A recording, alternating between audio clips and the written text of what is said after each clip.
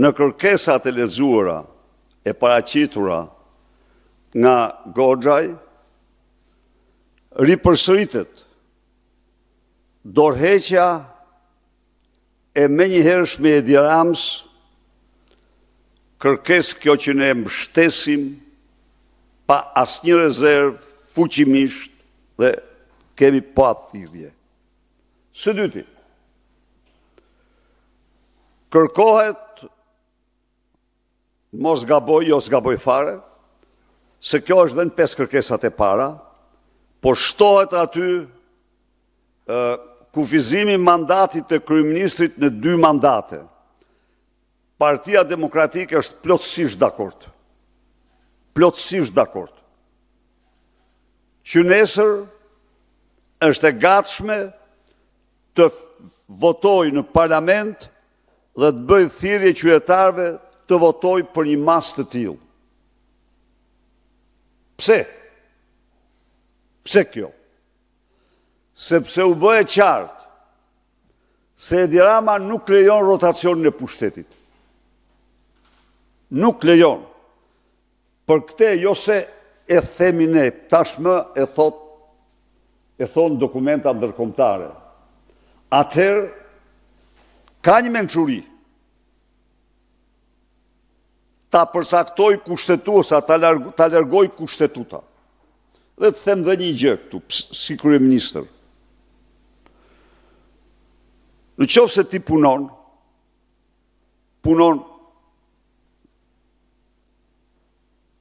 për një program, 8 vite i ke absolutisht të mjaftueshme, jo për zbatimin 100% të ti, nuk them, po për zbatimin e pikave më kryesore të ti dhe për zbatimin e ti në masën 80-90%. Pra, çfarë qëndron në rastin e Edi Ramës, qëndron sa ai qëndron pushtet pas zgjedhje. Me farsë elektorale.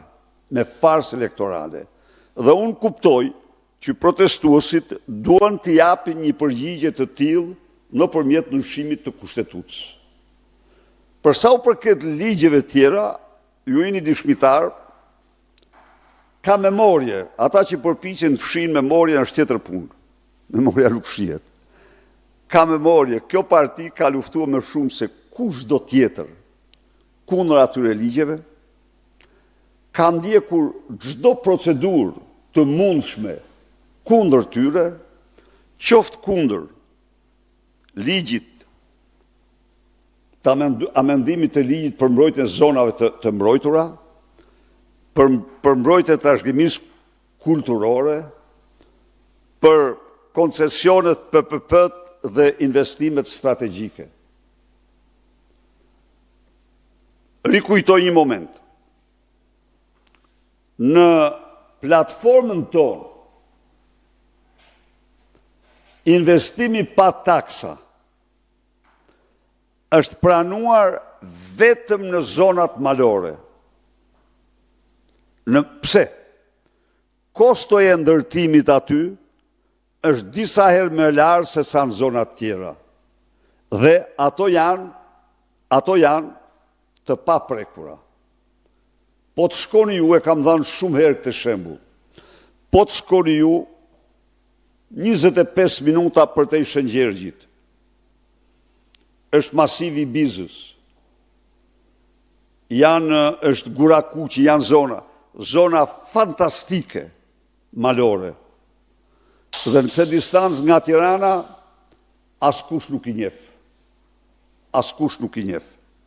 Ndaj dhe nuk kishim ne dhe nuk bënim paketën e maleve, jo.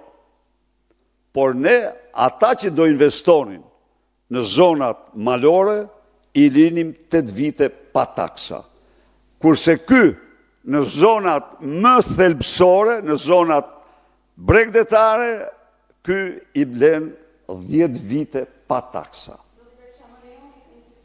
Pyetja ime, sepse interesi im është të kuptoj se ku shndron Partia Demokratike lidhur me propozimin për një qeveri transitore apolitike me të zgjedhur me short. Qeveri tranzitore apolitike, unë këtu po, problemi se e keni periodike ju këtë ndjek në kësaj konference, unë prit një minut. Jam këtu para një jave kam propozuar një qeveri jo partjake tranzitore. Jo partjake. Urdo? Pra, që tjetë e zgjedhur me short? Jo, të votohet në parlament, një qeveri jashtë kushtetuts nuk dalë. Hiqe nga, as kurës, mund të zbët fjalë, unë zdal jashtë ligjit. Ky jam. Kam qenë ish president, kam qenë ish kryeministër, por ajo qeveri e përbër nga jo partjak, nga kreu të ministrat zëvendë dhe tjerë. Ajo duhet votohet nga parlamentit, marrë vot besimin dhe të çojë në zgjedhje vendin.